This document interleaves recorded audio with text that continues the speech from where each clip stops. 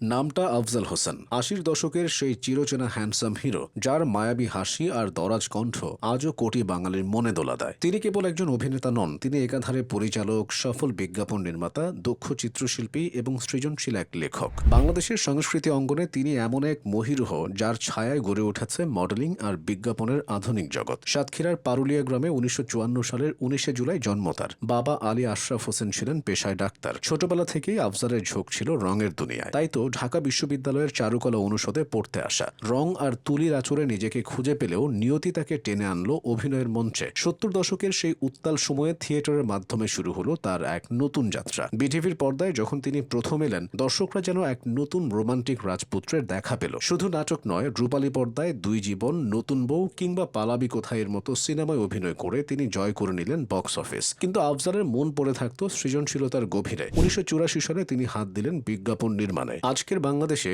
আমরা যে মডেলিং জগৎ দেখি, গ্ল্যামারের যে সংজ্ঞা জানি, তার ভিতটা কিন্তু গড়ে দিয়েছিলেন এই আফজাল হোসেনই। বিজ্ঞাপনকে তিনি কেবল পণ্যের প্রচার নয়, বরং শিল্পের পর্যায়ে নিয়ে গিয়েছিলেন। ৮০ দশকের নাটকের কথা বললে একটি জুটির নাম আসবেই, আফজাল ও সুবর্ণা। ছোট পর্দার এই জুটিকে বলা হতো চিরসবুজ জুটি। কুল নাই, কিনার নাই, পারলে না রুমালি কিংবা রক্তের আঙ্গুরলতা, তাদের প্রতিটি কাজই ছিল এক একটি মাস্টারপিস। দর্শক তখন টিভি সেটের সামনে বসে থাকতো কেবল এই জুটির রসায়ন দেখার জন্য। মঞ্চ থেকে পর্দা সবখানেই তারা ছিলেন অপ্রতিদ্বন্দ্বী। ব্যক্তিগত জীবনে আফজাল হোসেন বিয়ে করেন তানজিন হালিম মনাকে। দুই ছেলের বাবা হিসেবে সংসার জীবনেও তিনি বেশ পরিপাটি আর সফল। তবে তার শিল্পী সত্তা কেবল ক্যামেরার সামনেই থেমে থাকেনি। তিনি একজন চমৎকার কবি এবং ঔপন্যাসিক। ২০১১ সালে প্রকাশিত হয় তার প্রথম কাব্যগ্রন্থ শুধু একটাই পা। এরপর বিরহকাল, কানামাছি কিংবা পারলেনা রুমকির মতো উপন্যাস দিয়ে তিনি প্রমাণ করেছেন তার কলমের শক্তিও কম নয়। আজকের এই ওটিটির যুগেও আফজাল হোসেন সমানভাবে উজ্জ্বল। কারাগার, বোধ কিংবা মূর্ধন্য শয়ের মতো সিরিজে তার অভিনয় দেখে নতুন প্রজন্মের দর্শকরাও বিস্ময়ে মোহিত হন। খল চরিত্র হোক কিংবা পার্শ্ব চরিত্রে,